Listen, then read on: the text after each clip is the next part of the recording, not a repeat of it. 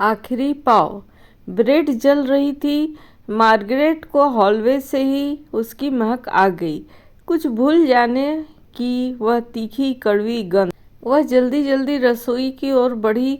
उसकी चप्पलें उस पुराने फर्श पर घिसट रही थी जिसे बदलने के बारे में वह पिछले 10 सालों से सोचती आ रही थी। उसने झटके से ओवन खोला। गर्म धुआं बाहर निकल आया। पाव एक तरफ से काला पड़ गया था। उसकी ऊपरी परत फट गई थी और वह बेजान सा लग रहा था। मार्गरेट ने उसे निकालकर ठंडा होने के लिए जाली पर रख दिया और वहीं खड़ी होकर उसे देखने लगी। 43 साल, उसने मन ही मन सोचा, और मैं अब भी इसे ठीक से नहीं बना पाती।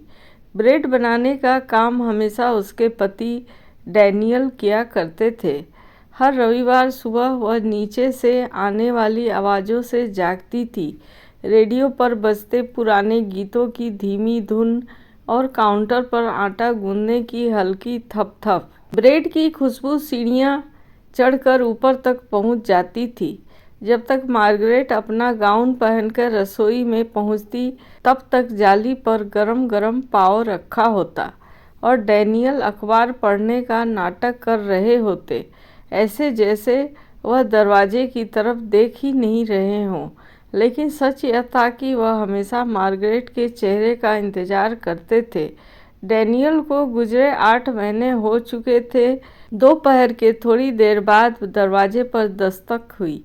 मार्गरेट ने पहले सोचा कि दरवाज़ा ही न खोले। वह अभी भी अपने हाउसकोट में थी और जली हुई ब्रेड की वजह से उसका मूड खराब था। लेकिन फिर से दस्तक हुई, धीमी, धैर्य भरी।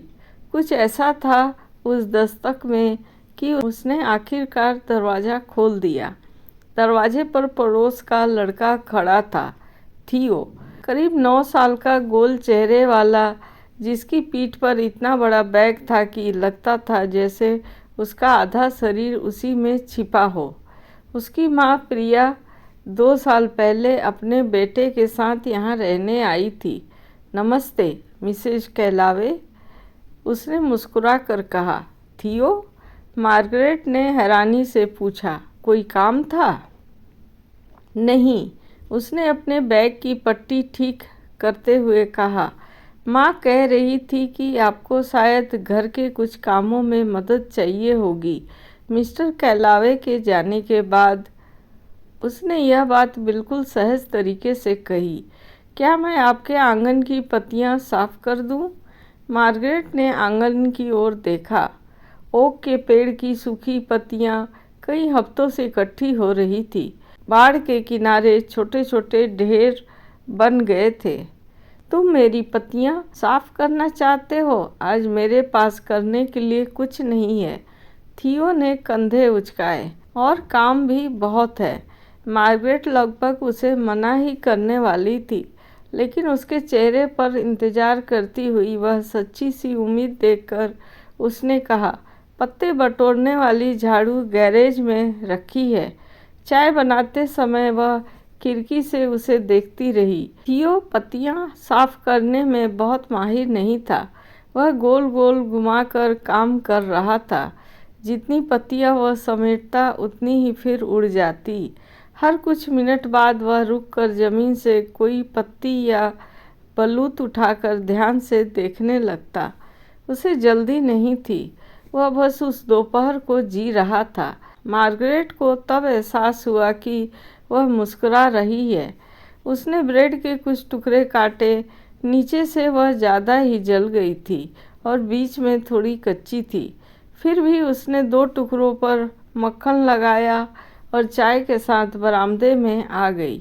थियो, थोड़ा आराम कर लो, उसने आवाज़ दी। थियो तुरंत झाड़ू छोड़कर दौड़ता हुआ आ गया। उसने 4 ही कौर में पूरी ब्रेड खा ली।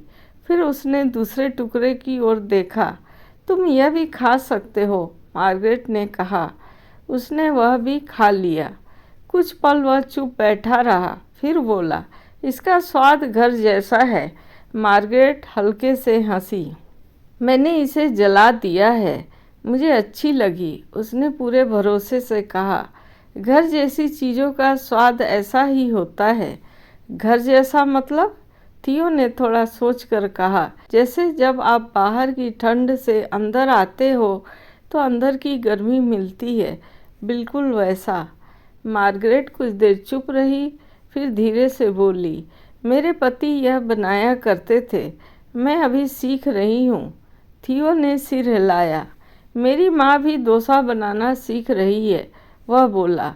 वह वीडियो कॉल पर अपनी माँ से पूछती रहती है।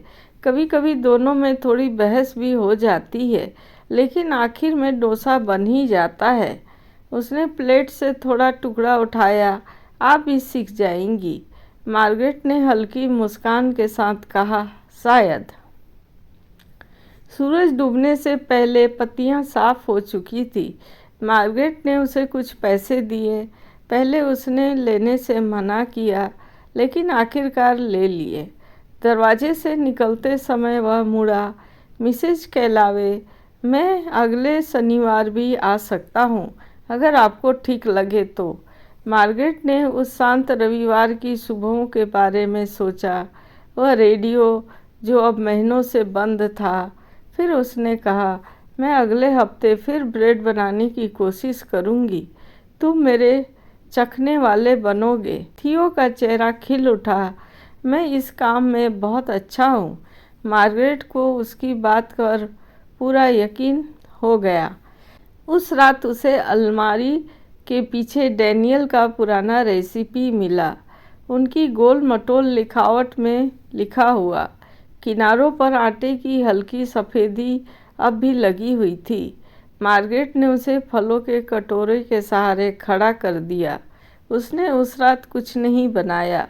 बहुत देर हो चुकी थी, लेकिन उसने रसोई की बत्ती सामान्य से ज़्यादा देर तक जलाए रखी, रेसिपी को 2 बार पढ़ा, और जब उसने लाइट बंद की तो उसे लगा घर अब थोड़ा सा कम खाली है। बाहर आंगन साफ था, सारी पत्तियां हट चुकी थी। ओक का पेड़ शांत खड़ा था, उसकी सारी पत्तियां झड़ चुकी थीं, लेकिन धैर्य के साथ। वह चुपचाप आने वाले बसंत का इंतजार कर रहा था। अब ये कहानी ख़त्म होती है। धन्यवाद।